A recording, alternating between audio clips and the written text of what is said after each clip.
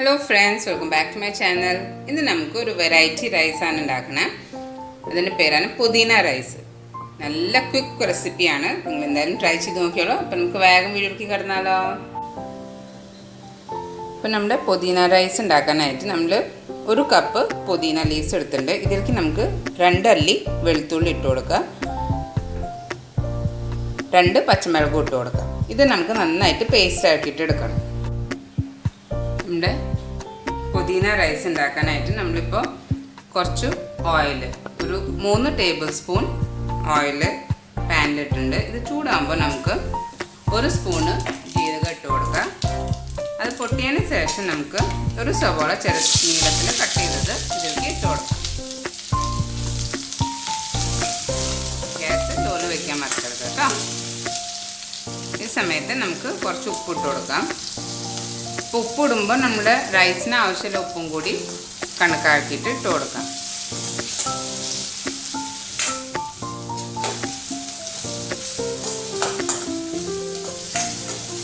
ഇനി നമ്മുടെ സബോള ഒന്ന് വാടി വരട്ടെ.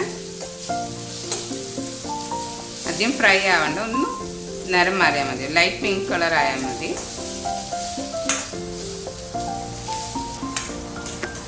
നമ്മുടെ സബോള വാടി വന്നിട്ടുണ്ട്. ഈ സമയത്ത് നമ്മുടെ പുതിനയും പച്ചമുളകും പിന്നെ വെളുത്തുള്ളിയുടെയും പേസ്റ്റ് ഇതിലേക്ക് ഇട്ട് കൊടുക്കാം.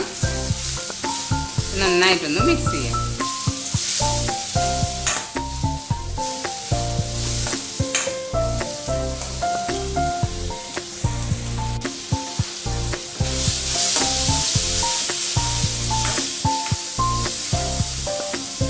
ഇപ്പം നിങ്ങൾക്ക് കാണാം നമ്മുടെ പുതിനൊക്കെ അത്യാവശ്യം നന്നായിട്ട് വെന്തിട്ടുണ്ട്. ഇതിലേക്ക് നമ്മൾ വേവിച്ച് വെച്ച ബാസ്മതി റൈസാണ് ഇട്ട് കൊടുക്കണം. നമ്മൾ 1 കപ്പ് ബാസ്മതി റൈസാണ് വേവിച്ചത്, 2 കപ്പ് വെള്ളത്തിൽ. അത് ഇതിലേക്ക് ഇട്ട് കൊടുക്കാം. നന്നായിട്ടൊന്ന് മിക്സ് ചെയ്യാം. അപ്പം നമ്മുടെ ഗ്യാസ് വേണമെങ്കിൽ നമുക്ക് ഓഫ് ചെയ്യാം കേട്ടോ.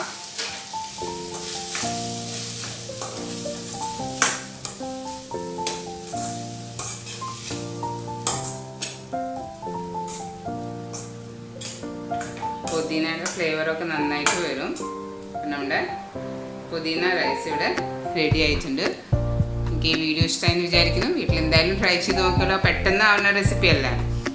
അപ്പോൾ ലൈക്ക് ചെയ്യാനും സബ്സ്ക്രൈബ് ചെയ്യാനും മറക്കരുത്. നെക്സ്റ്റ് വീഡിയോയിൽ കാണുന്നവരെ ബൈ.